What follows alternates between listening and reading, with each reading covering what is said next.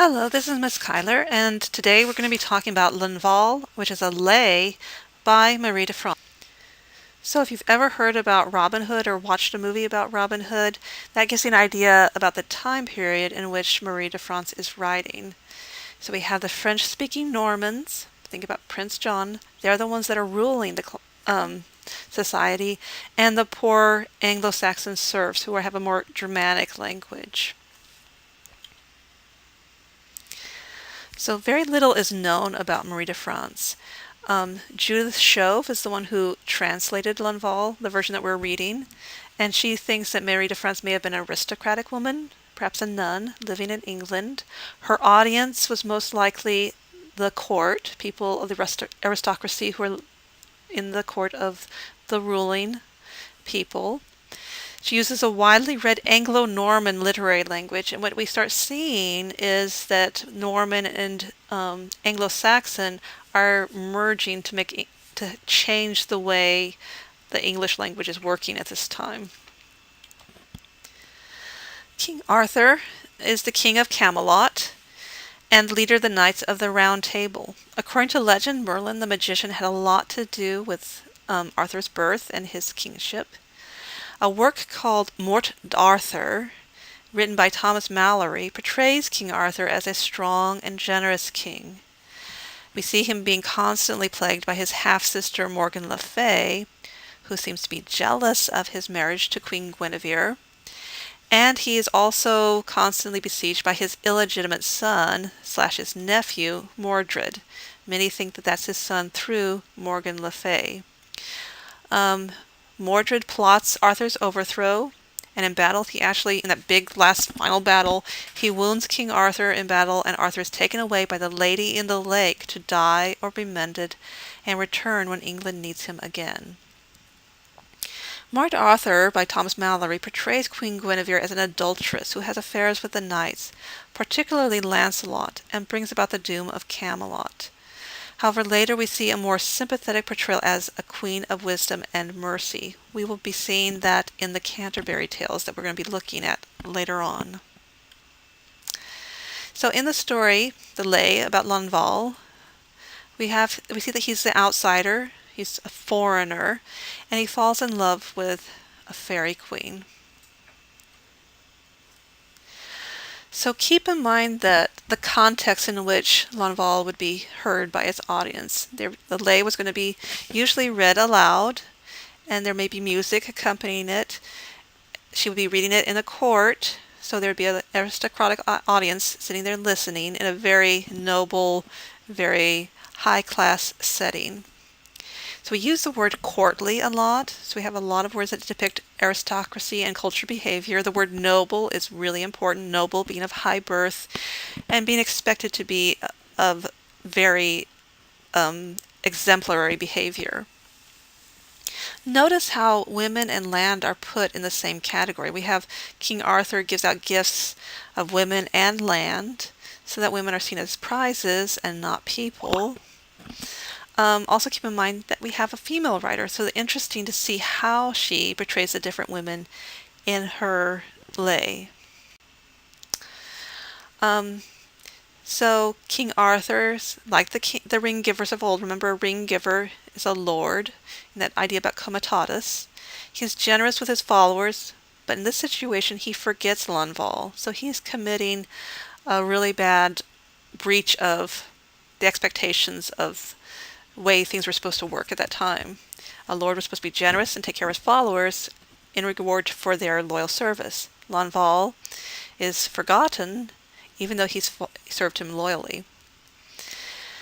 So here in the second stanza here we have the attributes of a worthy knight. They're supposed to be brave, generous, beautiful, skilled, of noble lineage. Nobility, again, is very important. And again, the audience is aristocratic people, educated people.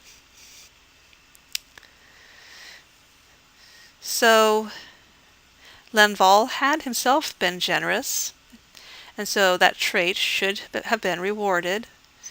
So it says a stranger in a strange land, so he's a foreigner and an outsider, and because he's so good looking, so well off, from a good family, everyone is jealous of him.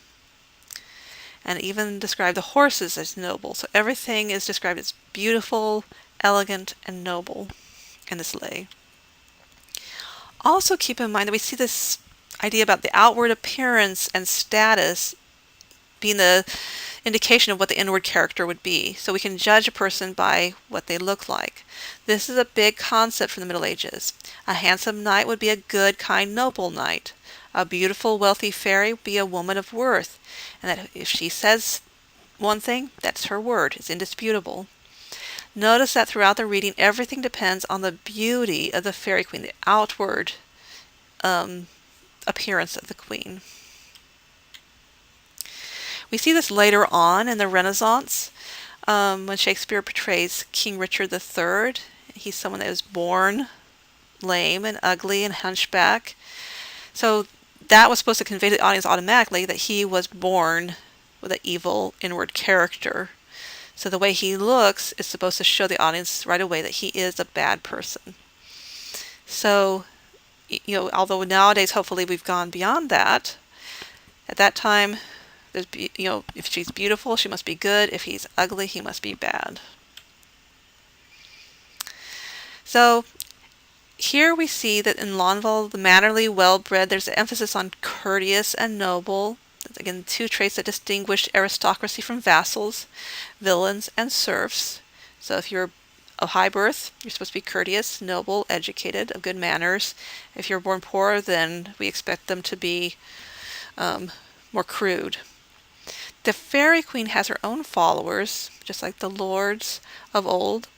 She has maidens instead of knights, and they lead Lanval to the queen, and she seems to be expecting him. As you're reading, especially in this part, pay attention to all the detailed, sensuous description. We have from her pavilion to her shapely form, the author is painting the images with attention to detail. For example, where she lay upon so rich a bed, you'd pay a castle for just the sheet. In just her slips she was clothed, her body was well shaped and sweet. A rich mantle of white ermine, lined with silk, Alexandrine.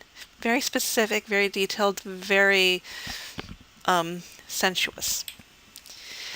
It's interesting to see that the fairy queen is also on a quest, just like Beowulf, and that she has come far to find Lanval. So she's like she already from afar off knew of Lanval, saw him in her crystal ball or something, and has come to find him, find what she feels belongs to her. So even though those that are close to Lanval have forgotten him, the queen from far away has thought of nothing else. Lanval swears his allegiance to the fairy queen, and that is a breach of the code of chivalry, because here he's breaking his oath to King Arthur. However, we can say that he's justified because King Arthur also broke with his faith by not remembering him with the rewards. So, again, she's demonstrating what a good ruler is supposed to be. As a good ruler, she will be generous, unlike Arthur, and as long as he keeps his oath. So there's a conditionality here. If he reveals his love for her, he will lose her forever. So she has to abide by her contract. Now, this is where the plot thickens. While the king is off hunting, the queen is left at home, contained in the castle. That's a very important thing, thinking about being contained in relationship to a woman actually being repressed and kept in her place. So it's a wonder that she peers out of the window and tries to escape her confinement, that she comes out and wants to see and look and enjoy life a little bit. But when Lanval refuses to go off with her, she makes some very harsh accusations. She calls him a peasant, a sinner, and a homosexual. And as you know, as soon as you have accused somebody of something, you can't take it back. So angered, he lashes back in his own defense, and he breaks his agreement with the fairy queen and actually tells Guinevere about his beautiful fairy queen. Now remember that the queen is at the mercy of the king. So in order to save herself, like what if word comes around that she's been seducing knights, she would get into big trouble. She could be burned at the stake. So to save herself and to get back at Lanval, she twists the story around. And Lanval's innocence will be determined on if he can prove that he had spoken the truth about the Fairy Queen being more beautiful and worthy of praise than Guinevere. So if he's spoken the truth, then he will be let go. So when you read about the trial, we notice that the trial is being conducted with barons, nobles, and knights as a jury. Gawain gives himself up as bail, so he risks losing all of his wealth and lands or being killed in Lanval's place if Lanval escapes. So again, like he was in Gawain and the Green Knight, we see Gawain as being the very generous, noble, caring type of person.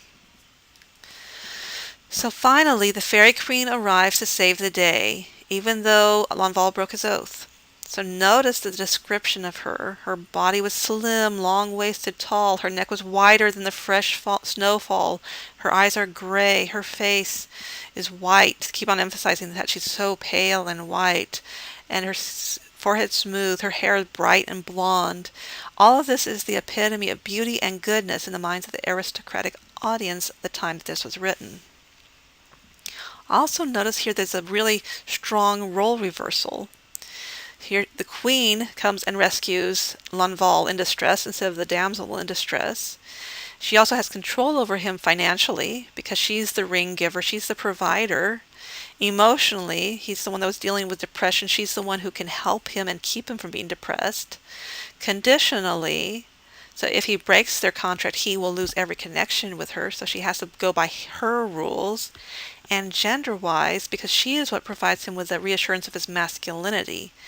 His one defense against the accusations of homosexuality was that he knows this beautiful, strong, wonderful fairy queen.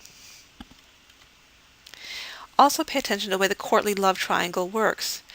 According to the courtly love triangle conventions, a king is supposed to be generous with his knights and protective of his wife.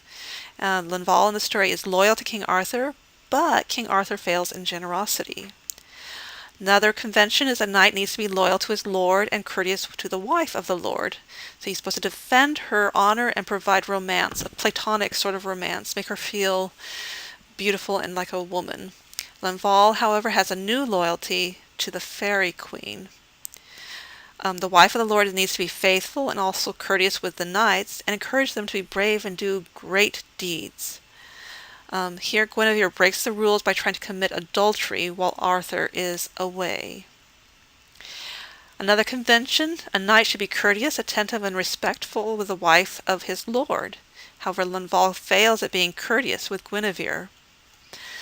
The wife of the lord is considered the damsel in distress and the knight her rescuer. However, here we have the Fairy Queen as the rescuer, the supreme ruler, whom Lanval will gladly serve. Hope you enjoyed that, and I hope this helps.